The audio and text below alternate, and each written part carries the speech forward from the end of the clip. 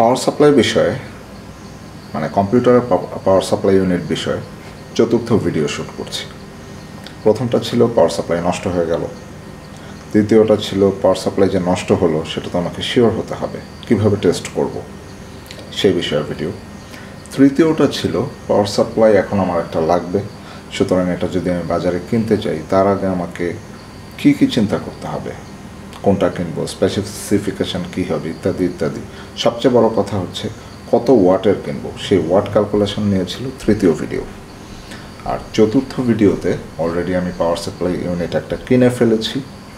এখন এটা কেন কিনেছি, কোন ধরনের পাওয়ার সাপ্লাই ইউনিট আমাদের কেনা উচিত, এইসব বিষয়ে টুকটাক কথা হবে এবং বেসিক্যালি এই প্রোডাক্টটার রিভিউ হবে। Let's start.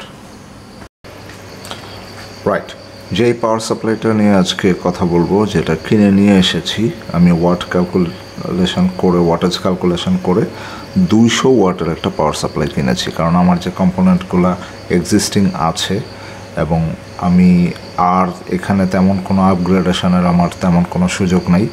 আর একটা 8 জিবি র্যাম লাগাবো আমি, তাহলে আমার 16 জিবি র্যাম হবে এবং এই মাদারবোর্ডে 16 জিবি পর্যন্তই সাপোর্ট করে। আর একটা এইচডিডি লাগানোর আমার প্ল্যান আছে, অলরেডি একটা 1 টেরাবাইট এইচডিডি লাগানো আছে এবং একটা 128 জিবি এসএসডি লাগানো আছে।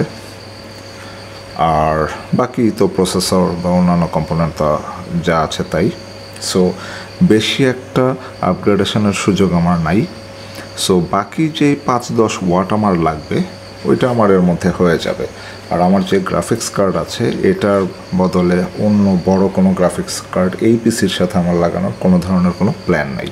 এফক্সের GT 610 গ্রাফিক্স কার্ডটা আছে, এটার ওয়াট কনজাম্পশন হচ্ছে 29 ওয়াট। সো সব কিছু মিলিয়ে আমার সব কম্পোনেন্টের ওয়াটেজ ক্যালকুলেশন করার পরে it is always within 170 and below, 170 ওয়াটের নিচেই থাকে। সেক্ষেত্রে আমি 200 ওয়াটের একটা পিএসইউ কিনে নিয়ে আসছি এবং এটা হচ্ছে ভ্যালুটপের VT-S200A Plus। এখানে অ্যাকচুয়ালি আমি প্যাকেট ধরে একটু কথা বলি, প্যাকেটে যা যা লেখা আছে স্পেসিফিকেশান ইত্যাদি ইত্যাদি। আমরা পাওয়ার সাপ্লাই ইউনিট যখন কিনতে যাব তখন সেটা আমাদের বাজেটে তো অবশ্যই থাকতে হবে, বাট কখনোই যেন নন ব্র্যান্ড না হয়, অবশ্যই ব্র্যান্ডেড হতে হবে, এটা মাথায় রাখতে হবে। সো ভ্যালুটপ, কর্সায়ার, কুলার মাস্টার, অনেক অজস্র ব্র্যান্ড আছে, অনেক হাই অ্যান্ড লো অ্যান্ড বিভিন্ন ধরনের ব্র্যান্ড আছে। তো আমার বাজেটটা একটু কম এবং আমি আমার এই পিসির জন্য অ্যাকচুয়ালি খুব বেশি বাজেট খরচ করার পক্ষপাতী নই, বাট আবার ব্র্যান্ডেড জিনিসও আমার প্রয়োজন। So the ultimate choice is Valuetop. কারণ মানে বাজেট গুড কোয়ালিটি পাওয়ার সাপ্লাইয়ের ক্ষেত্রে আমি বাংলাদেশের বাজারে বলবো এটা ইন্ডাস্ট্রি লিডিং। সো এই মডেলটা সিলেক্ট করার একমাত্র কারণ হচ্ছে এটা বাজারে 1100 থেকে 1200 টাকার মধ্যে পাওয়া যাচ্ছে। 2 নম্বর কথা হচ্ছে এটা 200 ওয়াটের মধ্যে আমি পেয়েছি। এটার মধ্যে স্পেসিফিক তেমন কোনো ক্যারিকেচার নাই, কারণ যত বেশি অপশান তত বেশি প্রবলেম। আমার আগের পাওয়ার সাপ্লাই এখানে একটা সুইচ ছিল যেটা দিয়ে অন অফ করা যেত, তারপর ভোল্টেজ সিলেক্ট করা যেত 230 ভোল্ট, 440 ভোল্ট। তো ওই দুইটা সুইচ এই ইয়েতে নাই, এটা হচ্ছে একদম ফ্ল্যাট। আপনি প্লাগ করবেন, এগুলো মাদারবোর্ডে কানেক্টেড করবেন, কেবলগুলো কাজ শুরু করে দেবেন, দ্যাটস ইট। তো এই টাইপের সিম্পল একটা পাওয়ার সাপ্লাই আমার প্রয়োজন ছিল। সো সরাসরি আমরা প্রোডাক্টের রিভিউয়ে বা প্রোডাক্টের বিষয়ে চলে যাই। ভ্যালুটপ VT-S200A Plus, এটা এখানে লেখা হচ্ছে ATX SMD পাওয়ার সাপ্লাই, ঠিক আছে। ATX কেসিংয়ের জন্য এটা তৈরি। হাই এন্ড ফ্ল্যাট কেবল, এটার সাথে এই যে কেবলগুলো দেখা যাচ্ছে SATA কেবলগুলো, এখানে ID একটা পোর্ট আছে, 3টা SATA পোর্ট আছে, ওগুলোতে আমরা পরে যাচ্ছি। তারপর 24 পিনের যে কেবল আছে, এগুলো হাই এন্ড কেবল এবং আমি ধরে দেখেছি, আপনাদেরও দেখাবো, এটা কোয়ালিটি খুবই ভালো। সবচেয়ে ভালো লেগেছে আমার যেটা 12 centimetre fan with low noise big air flow. এই 12 সেন্টিমিটার ফ্যানগুলো আগের যে ছোট ফ্যানগুলো ছিল 6 সেন্টিমিটার, ওইগুলো কিন্তু আসলে অনেক বেশি শব্দ করতো, ঠান্ডা করতো খুব কম কিন্তু শব্দ করতো অনেক বেশি। বাট এই 12 সেন্টিমিটার ফ্যানগুলো কিন্তু সাউন্ড খুবই করে, বাট ফ্যানের যে বাতাসের ফ্লো সেটা আবার খুব ভালো। সো লো নয়েজ, বিগ এয়ার ফ্লো। এখানে বলছে লো পাওয়ার কনজামশন, ঠিক আছে, এটা লো পাওয়ার কনজামশন করতেই পারে, ওই ব্যাপারে স্পেসিফিক কিছু বলবো না। তবে যেটা নিয়ে বলবো সেটা হচ্ছে adapted double sided SMD PCB. এইটা খুব ইম্পর্ট্যান্ট। আপনারা খুব ভালো করে জানেন যে পাওয়ার সাপ্লাই ইউনিটের ভেতরে পিসিবি থাকে, ইলেকট্রনিক কম্পোনেন্ট যেহেতু পিসিবি তো থাকবেই। সো পিসিবি, এই ডাবল সাইডেড এসএমডি পিসিবি আবার কি? এটা হচ্ছে আধুনিক এক ধরনের পিসিবি যেখানে সাধারণত পিসিবিতে এক সাইডে কম্পোনেন্টগুলো থাকে, ক্যাপাসিটর বলেন বা অন্যান্য যা যা থাকে এক সাইডে। তো ডাবল সাইডেড পিসিবিতে দুই দিকেই থাকে বা থাকার সুযোগ রয়েছে। এবং ডাবল সাইডেড পিসিবির সুবিধা হচ্ছে এই পিসিবিগুলো হচ্ছে জেনারেল সিঙ্গেল সাইডেড বা ওয়ান সাইডেড পিসিবির তুলনায় মোটা হয়।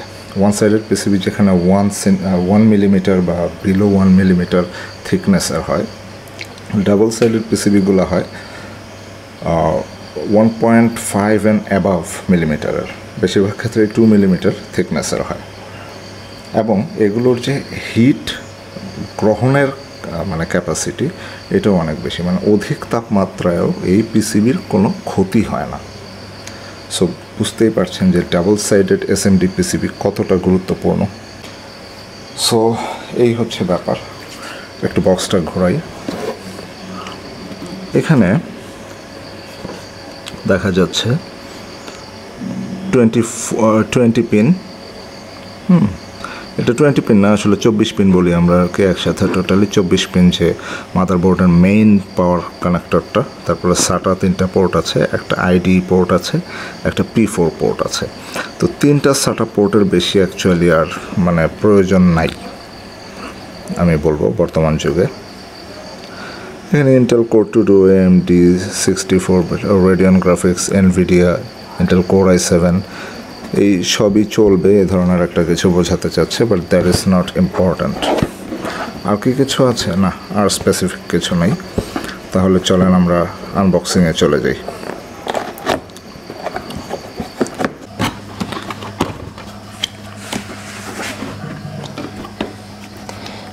এটা কোনো পলিমার বা কোনো কিছু দিয়ে মানে করা নাই, এর কারণ হচ্ছে আমি ইতোমধ্যে এটা শপে চেক করে নিয়ে আসছি। এটার উপর একটা পলিমার বাইন্ডেড ছিল, চেক করে নিয়ে আসার কারণে এটা এখন নাই।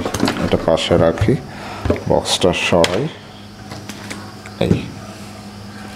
এই হচ্ছে জিনিসটা, ভ্যালুটপ 200 ওয়াট। এখানে অন্যান্য ইলেকট্রনিক কনফিগারেশনগুলো লেখা আছে। এটার পেছনটা দেখতে ঠিক এরকম। আমার আগের পাওয়ার সাপ্লাই ইউনিটটাতে সুইচ ছিল, এটাতে নাই। AC 230 volt. এইদিকে একটা কিউআর কোড আছে, ভ্যালুটপের ইয়ে করা আছে, আর এদিকে জাস্ট কেবলগুলো আছে। কেবলগুলোর মধ্যে তেমন স্পেসিফিকভাবে বলার কিছু নেই। আমার 24 পিন কানেক্টর, এখানে এক, আর এখানে 4 পিন কানেক্টরটা আছে, আর 3টা SATA কেবল আছে। বর্তমানে অ্যাকচুয়ালি 3টা SATA কেবলের বেশি প্রয়োজন হয় না। রাইট, আমি আমার এই ভ্যালুটপের পাওয়ার সাপ্লাই ইউনিটটা আমার কম্পিউটারে লাগিয়েছি, মাদারবোর্ডে কানেকশন দিয়েছি, 24 পিন, 4 পিন, তারপর আমার HDD একটা 1 টেরাবাইট এবং SSD একটা 128 GB, দুটাতেই SATA কানেকশান দেওয়া হয়েছে। আমার 2 GB 610 GT610 গ্রাফিক্স কার্ডটাও লাগানো হয়েছে। 1 GB মানে একটা র্যাম স্টিক লাগিয়েছি 8 GBর, আর একটা আপাতত ফাঁকা রেখেছি। আমি এখন কানেকশান দিয়ে দেখব যে কাজ হয় কি না। মানে আমার আগের পাওয়ার সাপ্লাই ইউনিটটা যেটা ঢুস করে মানে বার্স্ট হয়ে গেছে, সেটাকে আদৌ সে নিজেই গিয়েছে নাকি এর সাথে আমার মাদারবোর্ড এবং অন্যান্য কম্পোনেন্টকে সহ মানে মৃত্যুবরণ করেছে, সেটাই এখন দেখব।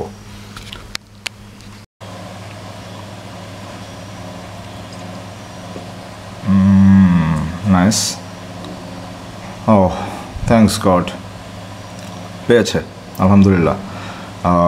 কোনো ঝামেলা হয়নি।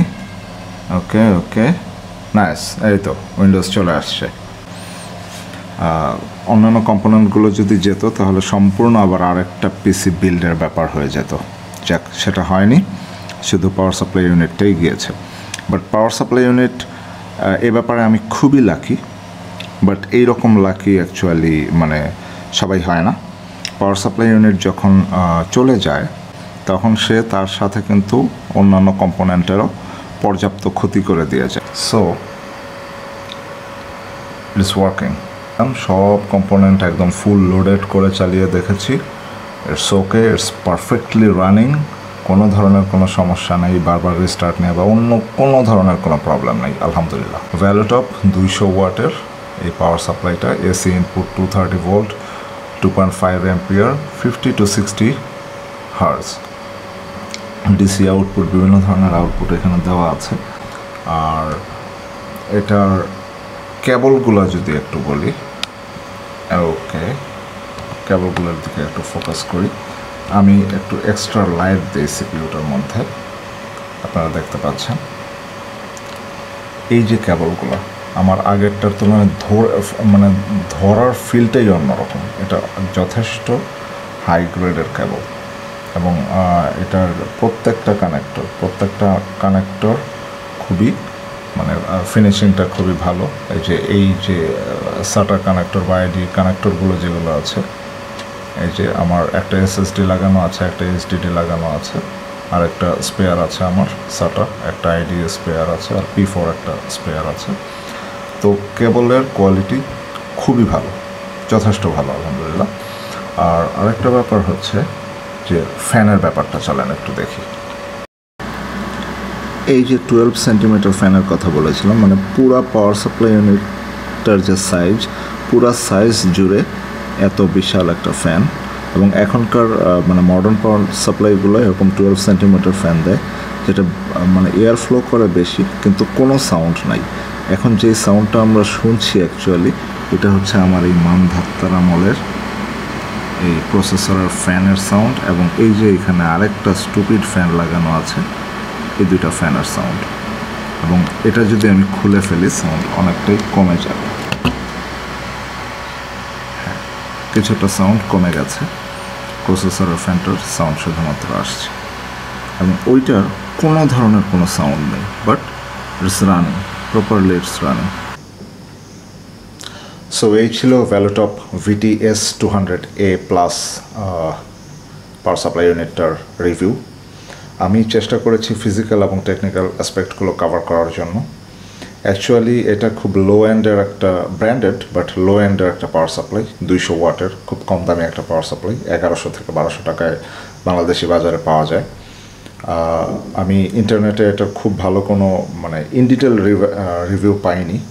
সো আমি চেষ্টা করেছি যে মোটামুটি যে অ্যাসপেক্টগুলো মানে একজন কনজিউমারের জানা প্রয়োজন সেগুলো কভার করার জন্য। জানি না কতটুকু করতে পেরেছি, but I tried my best. So ভিডিওটি ভালো লাগলে লাইক দেবেন এবং চ্যানেলটি সাবস্ক্রাইব করতে ভুলবেন না। ধন্যবাদ সবাইকে, টাটা।